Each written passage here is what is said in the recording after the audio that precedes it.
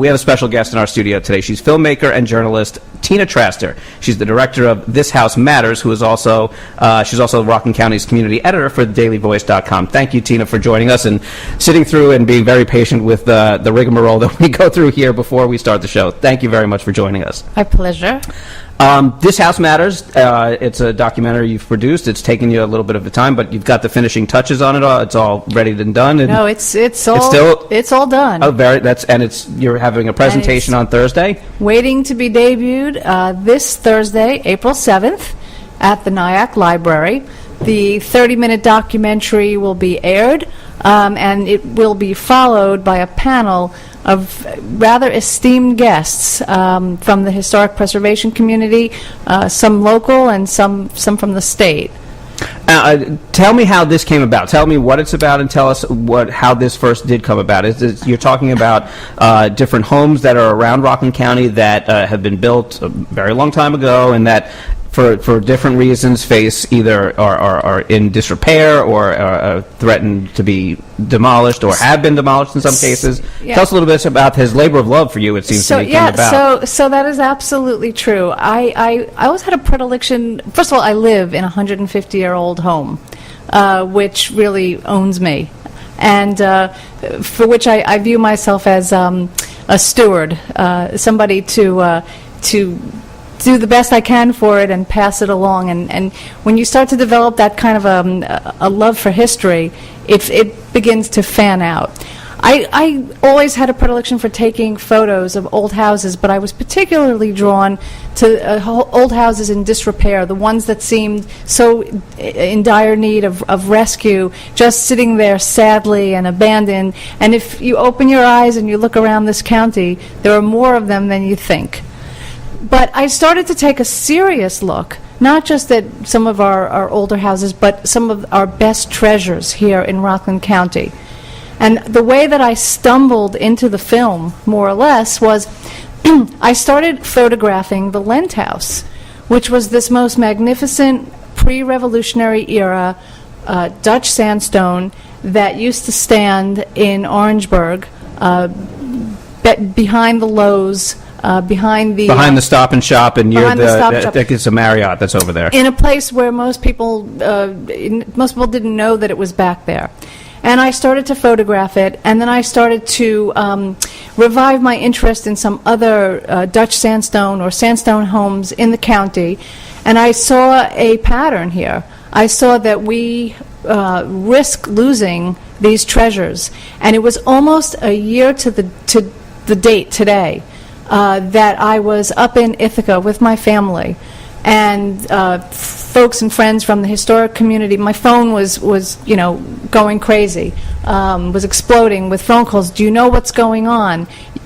So we drove down from Ithaca as fast as anybody possibly could have, because that was the day that the Lent House was demolished. And by the time we did finally come down, all we were able to photograph and film was people stepping in the rubble. Now, that house there had been some debate about whether it could be demolished at that point, and the demolition came somewhat as a surprise. No, absolutely. It shocked. Even though there was talk that the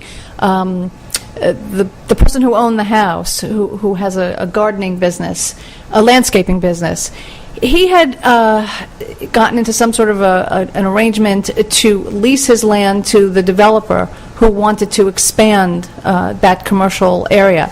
And a small group of people had attempted to try to have that house relocated so that we could save it. And long story short, tensions rose and they boiled over, and the landscaper choked. And, on that Saturday morning in between Good Friday and Easter Sunday, he went out there with a bulldozer, which we probably had, in his access, and razed the house. And he owned that house, but he took away a treasure that I really believe belonged to all of us, because it is very rare to come across a house that was so beautifully intact, that was such a perfect example of a certain architectural vernacular, And he was in his rights, but I believe that he did us an injustice, and I even think, and you'll see him in the film, I believe that he feels the remorse for what he did. 845-362-0013 is our phone number if you'd like to call and join our conversation, 845-362-0013. The film premieres on, how long has it been since you started making the movie? So the really interesting thing about this project is that I've been filming and putting this piece together for a year, but it's all been in real time.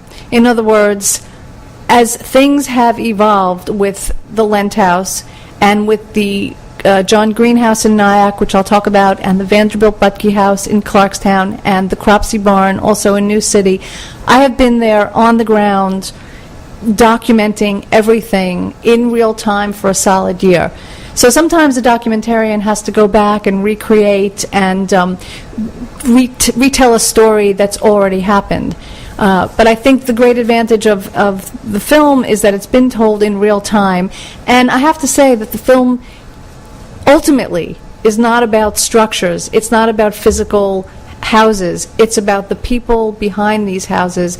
I like to say the tagline for the film is that historic preservation is about ordinary people doing extraordinary things.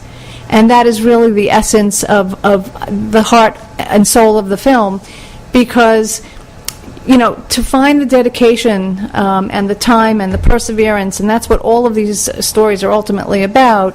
We're so busy in our daily lives, and it's very easy to not even see these houses. But when you do, and when you're bitten, as I am, with the joy of an old house, it becomes an avocation. And I'm not alone, luckily. There's a strong community of people who feel the same way. And they leave a legacy for everybody. It's sometimes hard. I mean, I've lived in this county for a long time, and I've driven past lots of farms that are no longer farms anymore, and you've got stacks of condos, or you have stacks of buildings or commercial establishments. Okay, I get that. I understand there's progress to be made, and sometimes progress comes with a price, and I understand that. Do you think it's kind of a trend for people to not look as wistfully into the past and forget about their past? Is that part of a trend that you've noticed over the year that you've done this film? Or is that just something that as we progress from 1980 to 1990 to 2016 or whatever we're in now, that just, the further history gets into our rearview mirror, the more likely we are to forget it and not care about it? Well, I think it's kind of the opposite. When the Lent House was knocked down, it really energized the community. And the real success story that comes out of the sacrificial lamb here is the rising up again of the John Green House in Nyack. Here you had a little sad house, stuccoed over, really left for dead, at the bottom of Main Street in Nyack. And people had tried to, quote, get that house back into the community for years, and they'd made some efforts, but it took a dedicated group that formed last April, the John Green Preservation Coalition, to truly roll up its sleeves, to do something that was, here's the example of the ordinary people doing something extraordinary. The leader of our group, Rick Tannenbaum, approached Aquin Financial, which owned the house at the time, was a bank, owned the house, and approached them, and through a whole series of long and complicated negotiations, convinced this bank to donate a house, of what is still a viable house, to a nonprofit group. Now, while banks have in the past done something like this for low-income housing groups, we've been told that it has never been done before for an historic preservation group. So here we have this house has been returned to the public as such, to a nonprofit group. And I don't know if you've driven by Lower Main Street recently, but we have been rebuilding the walls that were threatened to fall down any moment. We have shored up the house. We have taken the inside apart, And we are planning for the future, which will hopefully include a ground floor visitor center / museum type of space, which we hope will tie into even more revitalization that is to come on the Nyack waterfront. I imagine it's hard to get a bank or to convince a bank to do that sort of thing, especially if they think they have viable commercial interest that could replace that any historic house or historic house's location. But if they see the bigger picture, not to mention give a promo to another show that's on WRCR, The Bigger Picture with Risa and Kara.